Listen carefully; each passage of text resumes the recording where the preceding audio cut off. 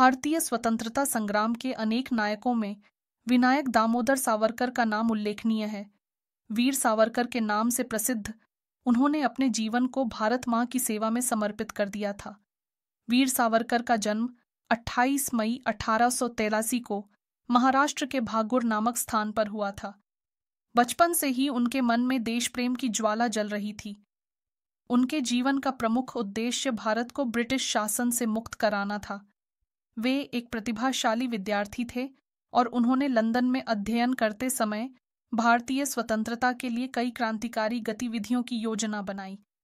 वीर सावरकर ने अभिनव भारत नामक एक क्रांतिकारी संगठन की स्थापना की और the first war of Indian independence नामक पुस्तक लिखी, जिसमें 1857 के स्वतंत्रता संग्राम का वर्णन किया गया था। उनका मानना था कि स्वतंत्रता प्राप्ति के लिए क्रांतिकारी मार्ग ही सबसे प्रभावी है। उनके विचारों और क्रांतिकारी गतिविधियों के कारण ब्रिटिश सरकार ने उन्हें गिरफ्तार कर अंडमान की सेलुलर जेल में निर्वासित कर दिया। इस काले पानी की जेल में उन्होंने अमानवीय यातनाएं सहीं, लेकिन ये कठिन परिस्थितियां भी उनके अटूट विश्वास और देशभक्ति को कमजोर नहीं कर सकीं।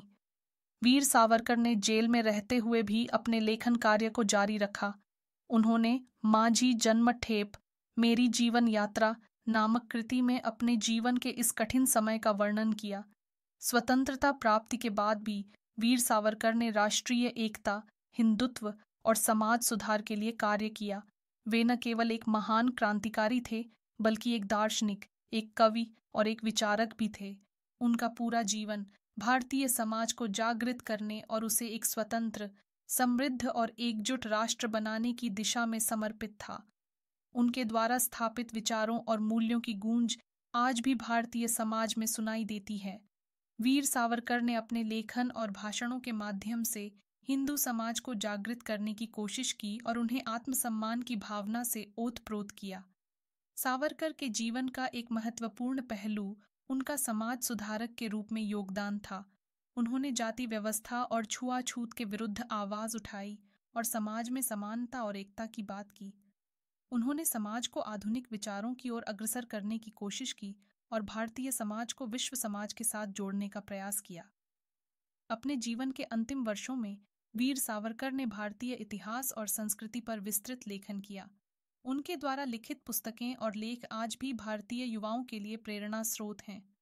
26 फरवरी 1966 को उनके निधन ने भारतीय राष्ट्रवाद के एक युग का अंत किया, लेकिन उनके विचार और आदर्श आज भी भारतीय समाज को प्रेरित करते हैं।